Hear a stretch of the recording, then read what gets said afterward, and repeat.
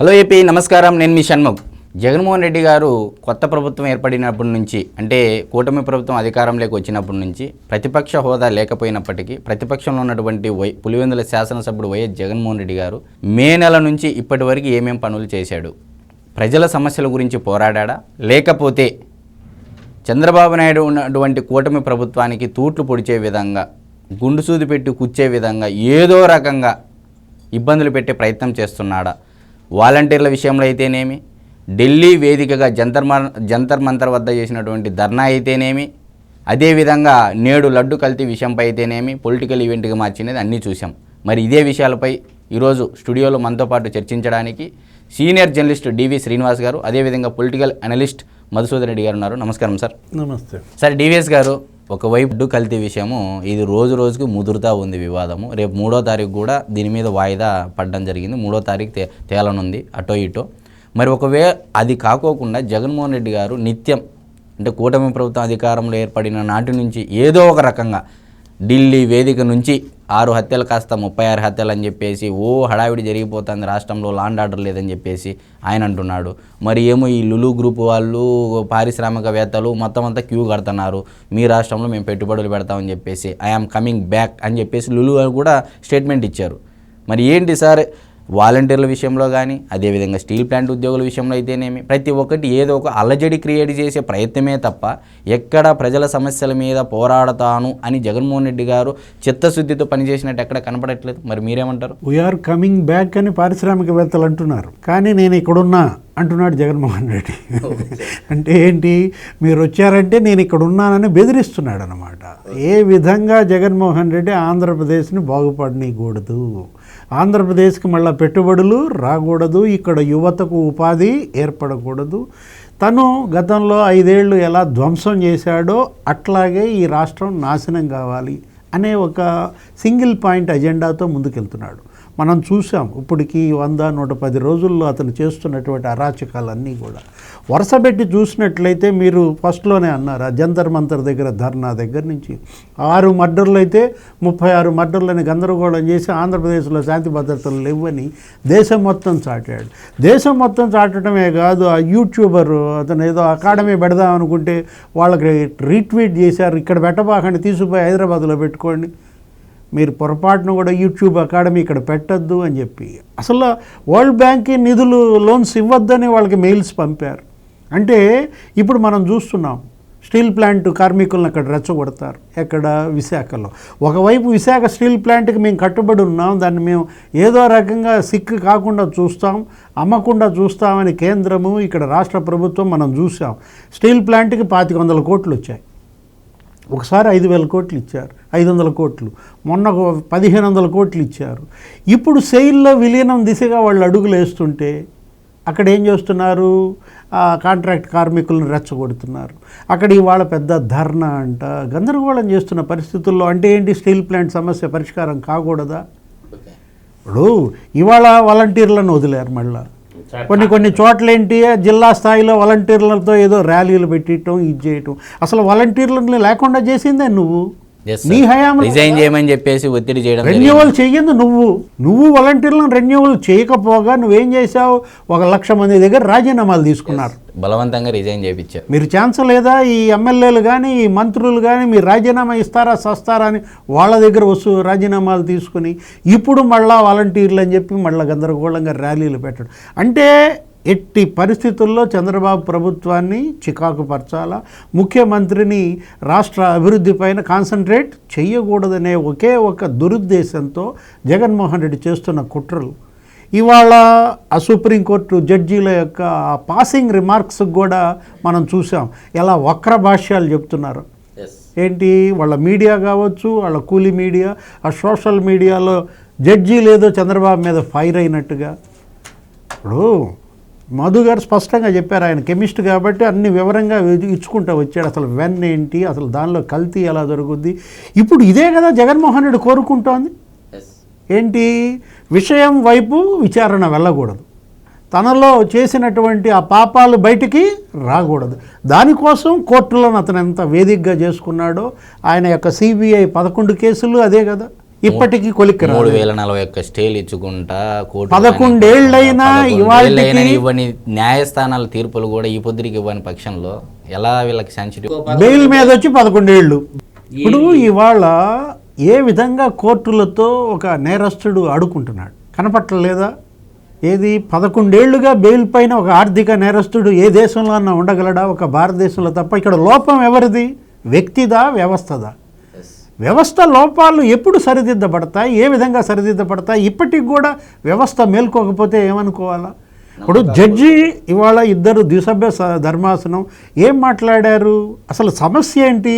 ఇక్కడ 100 కోట్ల మంది హిందువుల యొక్క భక్తి విశ్వాసాలకు సంబంధించిన అంశం కాదనం. కానీ ఏంటి, కల్తీ జరిగిందా లేదా?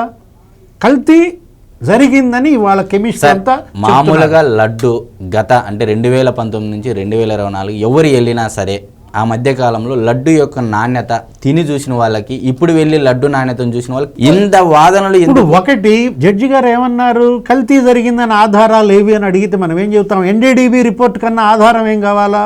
దానికి ఏమంటారు? మళ్ళా సెకండ్ ఒపీనియన్ తీసుకున్నారా అని అడుగుతున్నారు. ఇప్పుడు రేపు పొద్దున 3వ తారీఖు కేంద్రం యొక్క స్పందన అడిగారు. సొలిసిటర్ జనరల్ ఏం చెప్తారో చూద్దాం. ఇవాళ ఏంటి, ముఖ్యమంత్రి మాట్లాడకూడదని జడ్జీలే అంటున్న పరిస్థితుల్లో ముఖ్యమంత్రి మాట్లాడకూడదనే మాట జడ్జీలు అనడం ఏంటి అసలు? అతను ఏంటి, అధికారులు ఇచ్చిన సమాచారం మేరకు ముఖ్యమంత్రి మాట్లాడారు, ప్రజలకు ఆ సమాచారాన్ని తెలియజేశారు. అధికారులు ఇచ్చిన సమాచారం ప్రజలకి సమాచారం పంపడంలో ఇవాళ రాజ్యాంగ పదవిలో ఉన్నారు ఆయన బాధ్యత అది. ఎవరిది? ముఖ్యమంత్రి బాధ్యత. వాస్తవాల్లోకి వెళ్తే ఇది ఎప్పుడు జరిగిన అంశం? ఆ ట్యాంకర్లో నెయ్యి ఎప్పుడు వచ్చింది? జూలై 4 ట్యాంకర్లో 4 వచ్చాయి, లోపలికి వదిలేశారు, వాడేశారు. జూలై 6, జూలై 12 ఇంకో 4 ట్యాంకర్లు వచ్చాయి. వాటి మీద అనుమానాలు వచ్చి భక్తులే కాదు అక్కడ ఉన్నటువంటి ఆ పోర్టు కార్మికుల శ్రీ వైష్ణవులంతా ఈ కల్తీ నెయ్యి అని గొడవ చేస్తే కొత్తగా బాధ్యతలు చేపట్టినటువంటి ఈఓ శ్యామలరావు శాంపుల్స్ తీసుకుని NDDBకి పంపారు. 8/7/24 పంపించాడు సార్. పంపిన వాటికి రిపోర్ట్ వచ్చింది. 39 రకాల టెస్టులు జరిగాయి. ఎప్పుడు జరిగింది? ఇది జూలైలో జరిగింది. వచ్చిన తర్వాత అసలు ముఖ్యమంత్రి ఎప్పుడు మాట్లాడాడు దీని గురించి? సెప్టెంబర్ 18. సెప్టెంబర్ 18న మాట్లాడటానికి ఆయన ప్రెస్ మీట్ పెట్టారా? లేదు. ఆయన మీడియాను అడ్రస్ చేశారా? అదేంటది? అది లెజిస్లేచర్ పార్టీ మీటింగ్. అక్కడ 100 రోజులకు సంబంధించి విజయాలు, 100 రోజుల్లో ఈ అడ్డంకులు, ప్రతిపక్షం చేస్తున్నటువంటి కుట్రలు, వీటన్నిటిపైన తన ఎమ్మెల్యేలకు ఆయన దిశానిర్దేశం చేస్తూ మనం ఈ సాధించాం, ఇవి ప్రజల్లోకి తీసుకువెళ్ళండి, ఈ విధంగా వాళ్ళు అడ్డంకులు పెట్టారు. 6 మర్డర్లు అయితే 36 అని అక్కడ ధర్నా చేశాడు. ప్రకాశం బ్యారేజీని ఆ వైసీపీ రంగులున్న 5 పడవలు బోట్లతో ఢీకొట్టించే ప్రయత్నం జరిగింది. గతంలో అటువైపు బోట్లుంటే ఇటువైపుకి తీసుకొచ్చారు. వీటన్నిటిని తీసుకుంటూ రెచ్చగొడుతున్నారు. ఈ విధంగా ఆటంకాలు సృష్టిస్తున్నారు. ఒక మీడియా, ఆ కూలి మీడియా, నీలి మీడియా, సోషల్ మీడియా ఇలా చెలరేగిపోతున్నాయి అంటూ ఈ మాట అన్నారు. ఏమని? చివరికి వీళ్ళు దేవుడికి ఆవు నెయ్యిలో కూడా కక్కుర్తి పడ్డారు, దేవుణ్ణి కూడా వీళ్ళు వదిలిపెట్టలేదు అనేటటువంటిది అన్యాపదేశంగా వచ్చిన మాటల్లో ముఖ్యమంత్రి మాట్లాడకూడదంటే ఇప్పుడు ఎప్పుడు వచ్చింది రిపోర్టు? ఆయన ఎప్పుడు మాట్లాడాడు? ఈ 2 నెలలు మాట్లాడారా? సెప్టెంబర్ 18న ఇది జరిగితే ఇప్పుడు సిట్ ఎప్పుడు నియమించారు? సిట్ నియమించిన తర్వాత ముఖ్యమంత్రి మాట్లాడారా? సిట్ నియమించక ముందు మాట్లాడారా? సిట్ నియమించి యాక్చువల్గా FIR కట్టింది ఎప్పుడు? 22న కట్టారు. సెప్టెంబర్ 22న కేసు. సెప్టెంబర్ 23 షోకాజ్ నోటీస్ ఇచ్చారు. ఎవరికి? AR డైరీస్కి. ఆ రోజు సిట్ ఫామ్ అయింది. ఏ రోజు? 23. ఈయన ప్రకటన చేసింది ఎప్పుడు? ముఖ్యమంత్రి 18వ తారీఖు ప్రకటన చేశారు. అంటే సిట్ ఫామ్కు కాకముందు అన్యాపదేశం. అంటే వాళ్ళు ఇక్కడ ఉద్దేశం క్లియర్గా సార్, దేశంలో ఇప్పటి వరకు ఏ కేసులైనా సరే అది CBI కానీ, ED కానీ, సిట్ కానీ, అంటే ఒక స్టేట్మెంట్ ఇవ్వకోకుండా ఎక్కడైనా తనకు తాను సుమోటోకు చేసిన కేసులు ఉన్నాయా సార్ ఇప్పటి వరకు? మరి ఈ న్యాయస్థానాల ప్రకారం అంటే న్యాయమూర్తులు ఇచ్చిన తీర్పుల ప్రకారం అయితే CBI స్టేట్మెంట్ ఇవ్వకోకుండా గతంలో జగన్మోహన్ రెడ్డి గారి కేసుల్లో 16 నెలలు జైల్లో ఉన్న విషయంలో అయితేనేమి, మరి అదేవిధంగా ఇప్పుడు గౌరవ సుప్రీంకోర్టు న్యాయస్థానం ఇచ్చిన వ్యాఖ్యలపై ఏది గతంలో వైఎస్ రాజశేఖర రెడ్డి గారు కూడా జీవో ఇవ్వడం జరిగింది, అదే తిరుమల వెంకటేశ్వరుడు, మరి అది రాజకీయ లబ్ధి కోసం కాదా సార్? వీటన్నిటిని చూసే నేరగాళ్ళు బ్రహ్మాండంగా ఎస్కేప్ అవుతున్నారు. ఇప్పుడు అసలు ఎటు దిశ జరపాల విచారణ, దర్యాప్తు ఎటు జరపాలి? దోషులు ఎవరు పిలిపించండి. దోషే కోర్టుకు వెళ్తాడు. కేసులో ప్రధాన నేరస్తుడే పిటిషన్ వేస్తాడు. 135 డిశ్చార్జ్ పిటిషన్లు వేసి 11 ఏళ్లుగా ఈ కేసులు నడుపుతున్నారే, సిబిఐ కేసులు. ఆ సిబిఐ కేసుల్లో ముద్దాయేగా సుబ్బారెడ్డి, అతనే కదా టీటీడీ బోర్డు చైర్మన్, అతని హయాంలోనే కదా ఈ కల్తీ నెయ్యి కొన్నది, అతని హయాంలోనే కదా ఇదంతా జరిగింది. అతను పిటిషన్ వేస్తాడు, అతని తరపున సుబ్రహ్మణ్య స్వామి ఇంకో పిటిషన్ వేస్తాడు. అంటే ఇంకెన్నాళ్ళు ఈ నాటకాలు, ఈ జగన్ నాటకం ఎన్నాళ్ళు? మీ కోర్టులతో, మీ ఆలయాలతో, మీ వ్యవస్థలతో ఒక ఘరానా నేరస్తుడు ఈ విధంగా ఆడుకుంటున్నాడే, ఇప్పటికీ ఆ నేరస్తుడిని బంధించే ఏర్పాట్లు కానీ అతన్ని ఏమైంది? ఇప్పుడు జడ్జీల పైన ఉన్మాద పోస్టులు పెట్టి సోషల్ మీడియాలో ఆ న్యాయమూర్తుల యొక్క వ్యక్తిత్వాన్ని తీవ్రంగా అవమానించిన వాళ్ళపైన సిబిఐ కేసు ఏమైంది? సిబిఐ ఎంక్వైరీ ఏమైంది? ఎంతమందిని అరెస్ట్ చేశారు? అంటే సోషల్ మీడియాలో జడ్జిలను తిడుతూ పెడుతున్న నిందితులను అరెస్టులు చేయరు. ఇప్పుడు ఈ రాజ్యసభ వైఎస్ఆర్ కాంగ్రెస్ పార్టీ నాయకుడు విజయసాయిరెడ్డి అందులో ఒక ముద్దాయి, పిలిపించారా? లేదు. ఎంక్వైరీ చేశారా? లేదు. ఇప్పుడు ఏదో రకంగా ఇప్పుడు జరిగే దర్యాప్తు అడ్డుకట్టబడాలా? ఈ సిట్ యొక్క దర్యాప్తు ఇవాళ ఏదో ఆపేస్తున్నామని డీజీపీ ప్రకటించారు. ఏది? సుప్రీంకోర్టు ఆదేశాల మేరకు మేము సిట్ దర్యాప్తు ప్రస్తుతానికి ఆపాం. రేపు 3వ తారీఖు సుప్రీంకోర్టు డైరెక్షన్ మేరకు చర్యలు ఉంటాయి. సిట్ కొనసాగించటమా లేదు కేంద్రం వేసేటువంటి అఫిడవిట్ని బట్టి, సుప్రీంకోర్టు డైరెక్షన్ బట్టి కేంద్ర దర్యాప్తు సంస్థ ఏమైనా చేస్తుందా, లేదు సిట్నే కంటిన్యూ చేయమంటే చేస్తామని డీజీపీ ఇచ్చారు. ఇవాళ ఏంటి? దర్యాప్తు సంస్థలైనా, ప్రభుత్వాలైనా, న్యాయ వ్యవస్థ అయినా దోషులను పట్టుకోవాలి, కఠినంగా శిక్షించాలి, వాళ్ళకొక గుణపాఠం నేర్పాలి. ఇట్లాంటి తప్పు మరొకసారి చేయకూడదనే గుణపాఠం తీర్చిగా మీ తీర్పులు ఉండాలి, మీ వ్యాఖ్యలు ఉండాలి, దర్యాప్తు సంస్థల యొక్క చర్యలు ఉండాలి. కానీ వీళ్ళ యొక్క వెసులుబాటు, వీళ్ళ యొక్క ఈ లోపాయికారి అంశాలను ఆధారంగా చేసుకుని వాళ్ళు ఆ విధంగా ఎస్కేప్ అవుతుంటే, ఇప్పుడు ఇది తాత్కాలికంగా ఆపారు ఈ 3 రోజులు, రేపు 3వ తారీఖు డైరెక్షన్ బట్టి పోతాం అని డీజీపీ అన్నటువంటి పరిస్థితుల్లో దీనివల్ల ఏం జరుగుతుంది?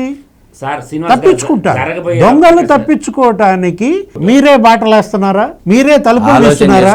మ్యానిపులేట్ చేసుకోండి, ఎక్కడికెక్కడ సర్దుకోండి అని చెప్పేసి టైం ఇచ్చేసి, గడువు ఇచ్చేసి చేస్తున్నారు సార్. ఇదెక్కడ వ్యవస్థలు, ఇదెక్కడ దర్యాప్తు సంస్థలు, ఇవెక్కడ ప్రభుత్వాలు? ఇప్పుడు వాళ్ళ డైరెక్షన్స్ మనం చెప్పటం కాదు, సూచించడం కాదు. అసలు ఏడి మీ ఈఓ అని ఎందుకని ప్రశ్నించలేకపోయారు? ఎక్కడున్నాడు ధర్మారెడ్డి? ధర్మారెడ్డిని ఇవాళ కోర్టుకు తీసుకొచ్చేటటువంటి అధికారం కానీ చర్యలు కానీ లేవా?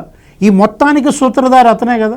ఎక్కడికి పోతే మనకెందుకు? దోషి కదా. ఇప్పుడు వెంకటరెడ్డి పట్టుకొచ్చారు, అతను ఎక్కడో కంటోన్మెంట్లో దాక్కున్నాడు. వాసుదేవరెడ్డి ఏమయ్యాడో తెలియదు. అసలు ఇంతగా నేరాలు, ఇంతగా నేరగాళ్ళు ఈ విధంగా తప్పించుకుని పారిపోతుంటే ఎప్పుడు మేల్కొంటారు? ఎక్కడ మేల్కొంటాయి ఈ వ్యవస్థలు? ధర్మారెడ్డి ఇవాళ సుప్రీంకోర్టులో అటెండ్ అవ్వాల్సిన అవసరం లేదా? అంటే దోషి శ్యామలరావా? ఏది? శాంపుల్స్ పంపించిన ఆయన్ని, ఎన్డీడీబీ రిపోర్టు తెప్పించిన ఆయన్ని ఇప్పుడు స్వచ్ఛమైన నెయ్యితో తయారు చేస్తున్న ప్రభుత్వం దోషి ప్రభుత్వమా? ఎలా చూడాలా? చూశారు కదా, ఇప్పుడు భక్తులే చెప్తున్నారు కదా ఇవాళ ఈ లడ్డు ఎలా ఉంది, అంతకుముందు ఆ లడ్డు ఎలా ఉంది. భక్తుల కన్నా టెస్టింగ్ ల్యాబ్స్ అవసరమా?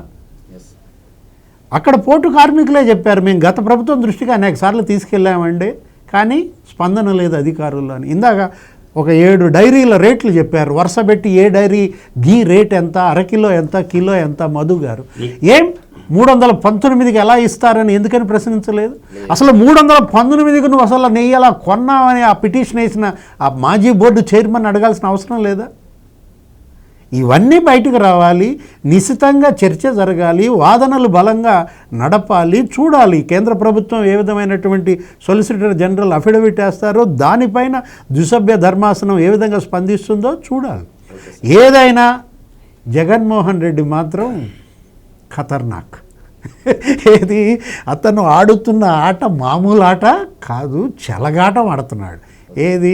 పొగడ్తా లేకపోతే విమర్శ, ఏది? ఏమనుకో ఆంధ్రప్రదేశ్ అంటున్నారు. ఇప్పుడు దాకా ఆంధ్రప్రదేశ్ తెలివైన వాడా లేకపోతే అందరినీ మోసగిచ్చే తెలివైన వాడా లేకపోతే ఏ విధంగా సార్? దేవుణ్ణి కూడా మోసం చేశాడు. ఏది? ఇవాళ యానిమల్ ఫ్యాట్ కలిపినటువంటి ఆ నెయ్యితో నీకు ప్రసాదం పెట్టి 7 కొండలాడినే మోసం చేశారంటే బహుత్ ఖతర్నాక్ కదా. అదే పరాగ్ ఫుడ్స్ రేట్ ఎంత చెప్పాడు ఆయన?